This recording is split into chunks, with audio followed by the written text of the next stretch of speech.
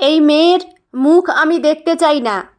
তুই আমাকে না জানিয়ে কি করে বিয়ে করতে পারলি শুভ? একবারের জন্য কি মায়ের কথা তোর মনে পড়ল না? কড়া গলায় কথাগুলো বললেন অলকা দেবী। শুভ শান্ত স্বরে বলল, মা, আমি তো তোমাকে আগেই বলেছিলাম যে আমি রুমকিকে ভালোবাসি, কিন্তু তুমি ওকে পছন্দ করনি। তুমি জানো, রুমকির বাবা হঠাৎ করেই মারা গেছেন। ছোটবেলায় মাকে হারিয়েছে, এখন বাবাকেও হারালো। মেয়েটা একেবারে একা হয়ে গেছে। এই পরিস্থিতিতে ওকে ছেড়ে দেয়া আমার পক্ষে সম্ভব ছিল না, তাই বিয়ে করার সিদ্ধান্ত নিয়েছি। এদিকে খবর পেয়ে কয়েকজন প্রতিবেশী এসে হাজির হলেন। একজন বললেন, আরে দিদি, বউ যখন এসে গেছে আর শুভ যখন বিয়ে করে এনেই ফেলেছে, তখন মেয়েটাকে মেনে নাও, বরণ করে ঘরে তোলো। কিন্তু আর একজন প্রতিবেশী ঠোঁট বাঁকিয়ে বললেন, হ্যাঁ রে শুভ, তোর পছন্দ বলতে হবে। তুই দেখতে একেবারে রাজপুত্রের মতো, আর এমন একটা কালো মেয়েকে পছন্দ হলো? মুখশ্রীও তেমন নয়। কথাগুলো শুনে রুমকি মাথা নিচু করে দাঁড়িয়ে রইল। চোখের কোণ বেয়ে নীরবে জল গড়িয়ে পড়তে লাগলো।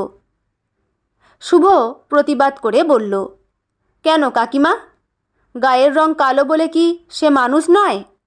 মানুষের রং দিয়ে নয়, তার মন আর চরিত্র দিয়ে বিচার করা উচিত। মহিলাটি হেসে বললেন, ও মা, বিয়ে করে এনেই দেখি বউয়ের হয়ে কথা বলতে শুরু করেছে। অলকা দেবী আরও রেগে গেলেন। কোনো বরণ হবে না। আর শোন শুভ, এই মেয়ের হাতে আমি এক গ্লাস জল পর্যন্ত খাবো না। কথাগুলো বলে তিনি নিজের ঘরে চলে গেলেন। ঠিক তখনই শঙ্খ বাজাতে বাজাতে বরণডালা হাতে নিয়ে এগিয়ে এলেন শুভর বাবা অজয় বাবু। তিনি হাসি মুখে নবদম্পতিকে বরণ করে ঘরে তুললেন। শুভ ছিল তাদের একমাত্র সন্তান। মধ্যবিত্ত সংসার। অজয়বাবুর একটি মুদির দোকান ছিল, যা মূলত শুভই সামলাতো। রুমকির বাড়ি ছিল পাশের গ্রামে। বহুদিন ধরেই শুভ ও রুমকি একে অপরকে ভালোবাসত। রুমকি ছিল ভদ্র, শিক্ষিত এবং অত্যন্ত আত্মসম্মানী মেয়ে। ছোটবেলায় মাকে হারানোর পর বাবার কাছেই মানুষ হয়েছে। নিজের পড়াশোনার খরচ জোগাতে টিউশন পড়িয়ে কোনো রকমে গ্র্যাজুয়েশন সম্পূর্ণ করেছিল। কিন্তু গত কয়েক বছর ধরে তার বাবা গুরুতর অসুস্থ ছিলেন। দীর্ঘদিন রোগভোগের পর হঠাৎই তিনি মারা যান। বাবার মৃত্যুর পর রুমকি একেবারে নিঃস্ব ও একা হয়ে পড়ে। সেই সময় শুভ বুঝতে পারে, শুধু ভালোবাসা নয়, এখন রুমকির পাশে দাঁড়ানো তার দায়িত্ব। রুমকির গায়ের রং শ্যামবর্ণ, মুখশ্রীও খুব সাধারণ। সেই কারণেই ছবি দেখেই অলকা দেবী তাকে অপছন্দ করেছিলেন। তিনি ছেলেকে বলেছিলেন, তোর মতো ছেলের জন্য আমি সুন্দরী বউ নিয়ে আসব, এই মেয়েকে আমি ঘরে তুলতে পারবো না। শুভ তখন বলেছিল, মা, শুধু সুন্দরী হলেই মানুষ ভালো হয় না। আমি রুমকিকে রূপ দেখে ভালোবাসিনি, তার গুণ আর মনের সৌন্দর্য দেখে ভালোবেসেছি। অবশেষে অজয়বাবুর হাত ধরেই রুমকির এই বাড়িতে প্রবেশ। ঘরে ঢোকার পর অজয়বাবু বললেন, মা, কিছু মনে করো না, তোমার শাশুড়ি একটু কঠোর স্বভাবের মানুষ।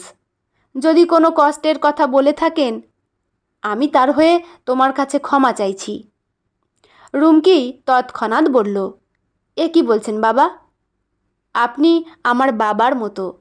মা রাগের মাথায় কিছু বলে থাকলে আমি কিছুই মনে করিনি। সেদিন রুমকির কথা শুনে অজয়বাবুর চোখ ভিজে উঠেছিল। এরপর শুরু হলো রুমকির নতুন সংসার জীবন। প্রতিদিন ভোরে উঠে সে সংসারের সব কাজ সামলাতো, রান্না করত, ঘর গোছাতো, সবার খোঁজ খবর রাখত। কিন্তু অলকা দেবীর মন গলেনি। রুমকি রান্না করলেও অলকা দেবী সেই খাবার মুখে তুলতেন না। রুমকি রান্নাঘর থেকে বেরিয়ে আসার পর তিনি আবার নিজের জন্য আলাদা রান্না করতেন। শুভ ও অজয়বাবু অনেকবার বোঝানোর চেষ্টা করেছেন, ওকে একটা সুযোগ দাও, বলতেন অজয়বাবু। কিন্তু অলকা দেবী কিছুতেই শুনতেন না। পরিস্থিতি আরও খারাপ করে তুলেছিল পাড়ার দুই প্রতিবেশী কাকিমা। প্রায় প্রতিদিন বিকেলে তারা এসে অলকা দেবীর কানে নানা উস্কানিমূলক কথা বলে যেতেন। বৌমা তোমাকে একেবারে হাতের মুঠোয় নিয়ে ফেলেছে, দেখো না, সব কাজ করে তোমাদের মন জয় করার চেষ্টা করছে, আজকালকার মেয়েদের বিশ্বাস নেই। এসব কথা শুনে অলকা দেবীর মনে রুমকির প্রতি বিরূপতা আরও বেড়ে যেত। তবু রুমকি কখনো প্রতিবাদ করতো না। সে মনে মনে বিশ্বাস করত, একদিন না একদিন সব ঠিক হবে।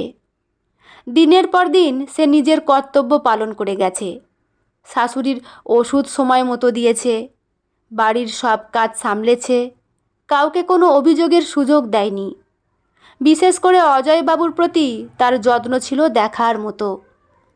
প্রতিদিন বিকেলে অজয়বাবু হাঁটতে বেরোলে রুমকি তার সঙ্গে যেত।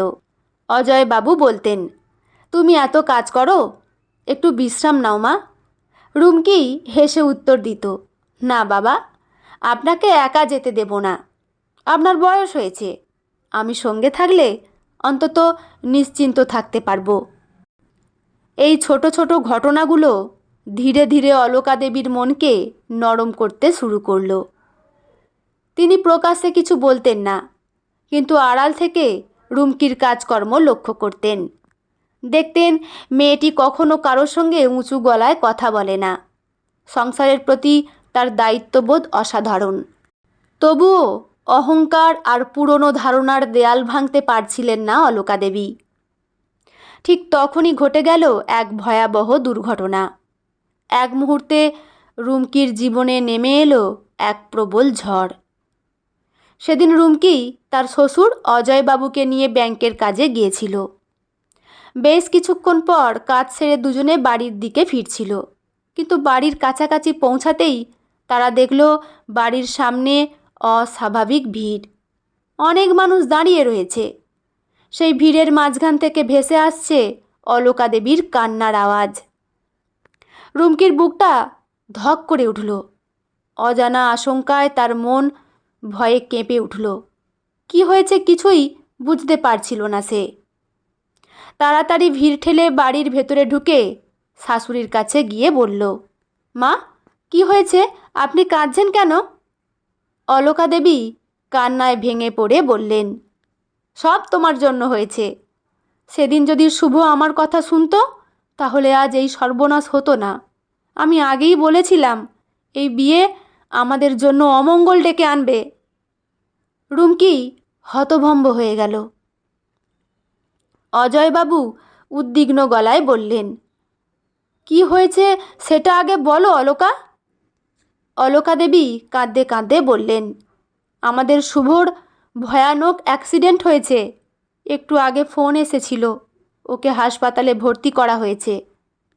কথাটা শুনেই অজয়বাবু যেন পাথর হয়ে গেলেন। তার চোখের সামনে অন্ধকার নেমে এলো। তিনি ধপ করে বসে পড়লেন।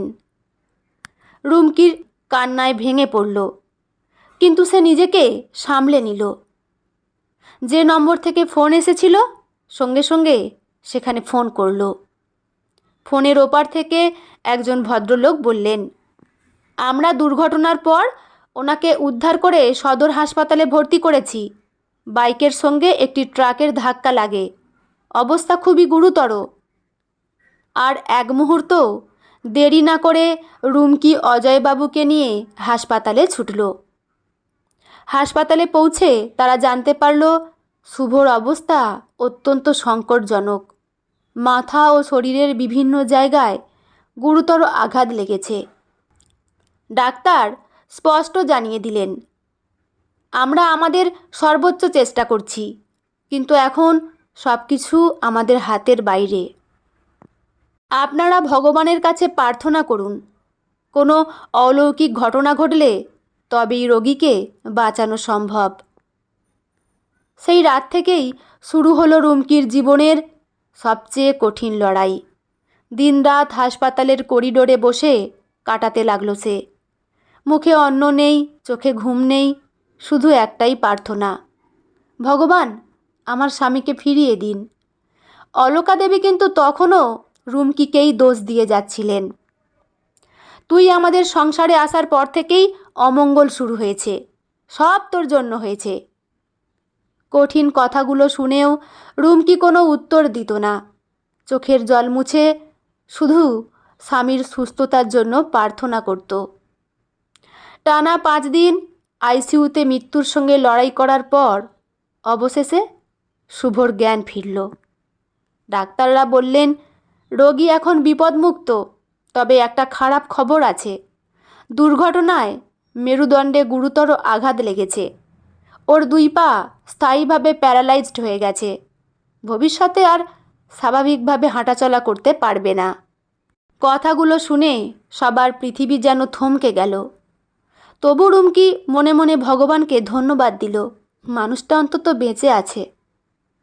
কয়েক মাস চিকিৎসার পর শুভ বাড়ি ফিরল, কিন্তু এখন তার জীবনের ভরসা একটি হুইল চেয়ার। শুভর জীবনের এই পরিবর্তন মেনে নিতে পারেননি অলকা দেবী। তিনি আরও বেশি রাগী ও হতাশ হয়ে পড়লেন। কথায় কথায় রুমকিকে দোষ দিতেন, আমার ছেলের এই অবস্থা তোর জন্যই হয়েছে, তুই অপয়া। এই ধরনের অপমানজনক কথা প্রায় প্রতিদিনই শুনতে হতো রুমকিকে। কিন্তু রুমকি কখনো প্রতিবাদ করতো না, কারণ সে জানত একজন মায়ের কষ্টের কোনো পরিমাপ হয় না। অন্যদিকে অজয়বাবুও এই ধাক্কা সহ্য করতে পারেননি। ছেলের এমন অবস্থা দেখে তিনি মানসিকভাবে ভেঙে পড়েছিলেন। ধীরে ধীরে তার শরীরও দুর্বল হয়ে যেতে লাগলো। এরপর কেটে গেল কয়েকটি বছর। সংসারের পুরো চেহারাটাই বদলে গেল। যে মুদির দোকান একসময় শুভ সামলাতো, সেই দোকানের সমস্ত দায়িত্ব নিজের কাঁধে তুলে নিল রুমকি। ভোর থেকে রাত পর্যন্ত অক্লান্ত পরিশ্রম করতে লাগলো সে। একদিকে দোকানের ব্যবসা, অন্যদিকে বৃদ্ধ বৃদ্ধা শাশুড়ি মায়ের দেখাশোনা, স্বামীর যত্ন, সব কিছু একাই সামলাতে লাগলো। 1 বছর আগে শ্বশুরমশাই মারা গিয়েছেন। এরই মধ্যে তাদের জীবনে এলো এক ছোট্ট কন্যা সন্তান। সেই শিশুর হাসি যেন অন্ধকার সংসারে নতুন আলো নিয়ে এলো। রুমকির দিন আরও ব্যস্ত হয়ে উঠল, কিন্তু দায়িত্ব থেকে সে একদিনও পিছিয়ে যায়নি। শুভ হাঁটতে না পারলেও দোকানের হিসাবপত্র, খাতা কলমের কাজ এবং ব্যবসার পরিকল্পনায় রুমকিকে সাহায্য করত। স্বামী স্ত্রী মিলে নতুনভাবে জীবনকে সাজানোর চেষ্টা করছিল। অলকা দেবীও ধীরে ধীরে অনেক কিছু উপলব্ধি করতে শুরু করলেন। যে মেয়েটিকে তিনি একদিন ঘরে তুলতে চাননি, আজ সেই মেয়েটি পুরো সংসারের ভরসা। সকালের ওষুধ থেকে রাতের খাবার, বাজার থেকে ডাক্তার দেখানো, সব কিছুর দায়িত্ব রুমকির কাঁধে। অলকা দেবী এখন নিজের অজান্তেই বৌমার ওপর নির্ভরশীল হয়ে পড়েছেন। রুমকির অক্লান্ত পরিশ্রম, ধৈর্য, ভালোবাসা আর কর্তব্যবোধ দেখে তার মনে ধীরে ধীরে বৌমার প্রতি বিশ্বাস জন্মাতে শুরু করেছে। আজ একটু ইলিশ মাছ আনবে, অনেক দিন ধরে খেতে মন চাইছে। পেটে ডিম আছে, এমন একটা ইলিশ দেখি নিয়ে আসবে কেমন? মালবিকা দেবী শান্ত স্বরে কথাগুলো বললেন রুমকিকে।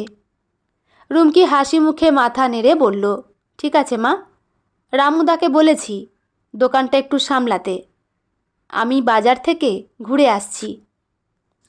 মালবিকা দেবীর ইচ্ছা মতো রুমকি বাজার থেকে একটি বড় ডিম ভরা ইলিশ মাছ কিনে নিয়ে এলো। বয়সের ভারে এখন মালবিকা দেবী অনেকটাই অসহায়।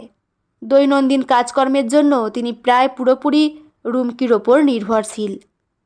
রুমকির জীবনটাও সহজ ছিল না। স্বামীর দুর্ঘটনার পর সংসারের দায়িত্ব অনেকটাই তার কাঁধে এসে পড়েছিল। সংসার চালানোর জন্য স্বামীর মুদির দোকানটাকে নতুন করে শুরু করেছিল। আজ সেই ব্যবসায় ধীরে ধীরে বড় হয়েছে। দোকানে 2জন কর্মচারীও রেখেছে সে। তবু সংসার, ব্যবসা, শাশুড়ির দেখাশোনা আর ছোট মেয়ের পড়াশোনা সব কিছুই তাকে সামলাতে হয়। স্বামী শুভ বাড়িতে থাকলেও যতটা পারে স্ত্রীকে সাহায্য করার চেষ্টা করে, কিন্তু শারীরিক সীমাবদ্ধতার কারণে সবসময় সব কিছু করা তার পক্ষে সম্ভব হয় না। বাজার থেকে ফিরে রুমকি ইলিশ মাছ রান্না করলো। দুপুরবেলা খাবার সাজিয়ে শাশুড়ি মায়ের সামনে এনে দিল। খেতে খেতে হঠাৎ মালবিকা দেবীর চোখ দিয়ে জল গড়িয়ে পড়তে লাগলো। রুমকি অবাক হয়ে বলল, কি হলো মা, কাঁদছেন কেন? ঝাল বেশি হয়েছে নাকি? আমি তো খুব একটা ঝাল দিইনি। মালবিকা দেবী চোখ মুছে মৃদু হেসে বললেন, না রে মা, এই চোখের জল কষ্টের নয়, শান্তির। একটা সময় আমি তোকে অপয়া, অলক্ষ্মী বলে অপমান করেছি, অথচ আজ বুঝতে পারছি তুই আমাদের সংসারের আসল লক্ষ্মী। রুমকি চুপ করে শুনছিল। মালবিকা দেবী আবার বললেন, সেদিন যদি তুই সংসারের হাল না ধরতিস, তাহলে আজ আমাদের কি হতো জানি না। শুভর কি হতো? তুই আমাদের সবার দেখাশোনা করেছিস, ব্যবসা সামলেছিস, সংসার সামলেছিস, আমার সেবা করেছিস, অথচ কোনো দিন তোকে অভিযোগ করতে শুনিনি। একটু থেমে তিনি আবার বললেন, জানিস, একসময় পাড়ার কত লোক তোর নামে আমার কাছে নালিশ করত, কিন্তু আজ সকালে তারাই এসে বলছিল, কাকিমা ভাগ্য করে এমন বৌমা পেয়েছেন। আমাদের বৌমারা তো আমাদের দিকে ফিরেও তাকায় না, আর আপনার বৌমা ঘর বাইরে সব দায়িত্ব হাসি মুখে পালন করছে। কথাগুলো বলতে বলতে মালবিকা দেবীর গলাটা আবার ধরে এলো। রুমকি মৃদু হেসে বলল, মা, এটা তো আমার কর্তব্য। আপনি আমাকে এত বড় করে দেখছেন কেন? ঠিক সেই সময় হুইল চেয়ার ঠেলে ঘরে ঢুকলো শুভ। মায়ের শেষ কথাগুলো সে শুনে ফেলেছিল। হেসে সে বলল, আমি তো তোমাকে আগেই বলেছিলাম মা, রুমকি মন থেকে খুব ভালো একজন মানুষ। মানুষের রূপ দেখে নয়, তার গুণ আর ব্যবহারের মাধ্যমে বিচার করা উচিত। মালবিকা দেবী দীর্ঘশ্বাস ফেলে বললেন, ঠিক বলেছিস। তোর বাবা আমাকে কতবার বোঝানোর চেষ্টা করেছিল, কিন্তু তখন আমি কিছুই বুঝতে চাইনি। মানুষের আসল মূল্য যে তার চরিত্রে, সেটা বুঝতে আমার অনেক দেরি হয়ে গেছে। রুমকি বিষয়টা অন্যদিকে ঘোরাতে বলল, আচ্ছা মা, এত কথা পরে হবে, আগে খাবারটা শেষ করুন। বলুন তো, রান্নাটা কেমন হয়েছে? মালবিকা দেবী মুখে হাসি এনে বললেন, খুব ভালো হয়েছে মা, অনেক দিন পর এত তৃপ্তি করে ইলিশ খেলাম। ঘরটা যেন এক অদ্ভুত শান্তিতে ভরে উঠল। এক সময় রুমকি সত্যিই ভেঙে পড়েছিল। শুভর দুর্ঘটনার পর চারদিক অন্ধকার মনে হয়েছিল তার। সে ভেবেছিল হয়তো তার ভাগ্যে সুখ বলে কিছু নেই। সংসারের মানুষদের কাছে থেকেও অনেক কটু কথা শুনতে হয়েছে তাকে, এমনকি অপয়া বলেও অপমান করা হয়েছে। কিন্তু সে হাল ছাড়েনি, নিজের কষ্টকে শক্তিতে পরিণত করেছে, পরিশ্রম করেছে, ধৈর্য ধরেছে এবং ঈশ্বরের ওপর বিশ্বাস রেখেছে। প্রতিটি সমস্যার মুখোমুখি হয়েছে সাহস নিয়ে। আজ সেই পরিশ্রমের ফল সে হাতে হাতে পাচ্ছে। ব্যবসায় সে প্রতিষ্ঠিত হয়েছে, সংসারও সুন্দরভাবে সামলাচ্ছে। সবচেয়ে বড় কথা, একসময় যে মানুষগুলো তাকে ভুল বুঝেছিল, আজ তারাই তাকে সম্মান করে। মালবিকা দেবী মনে মনে ভাবলেন, মানুষকে চেনা সত্যিই কঠিন। বাহ্যিক রূপ, ভাগ্য কিংবা পরিস্থিতি দেখে কাউকে বিচার করা যায় না।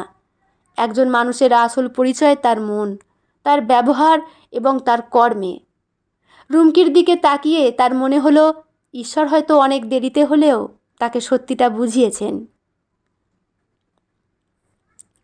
শিক্ষামূলক কথা হলো, এই গল্প থেকে কি শিক্ষা পাওয়া যায়? মানুষের বাহ্যিক রূপ বা পরিস্থিতি দেখে কখনো তার চরিত্র বিচার করা উচিত নয়।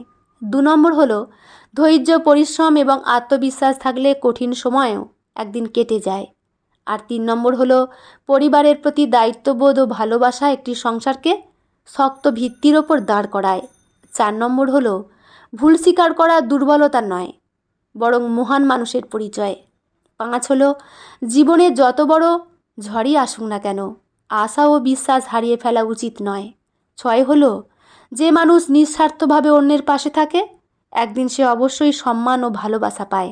আর 7 হলো ঈশ্বর কখনো মানুষের পরিশ্রম ও সততার মূল্য বৃথা যেতে দেন না।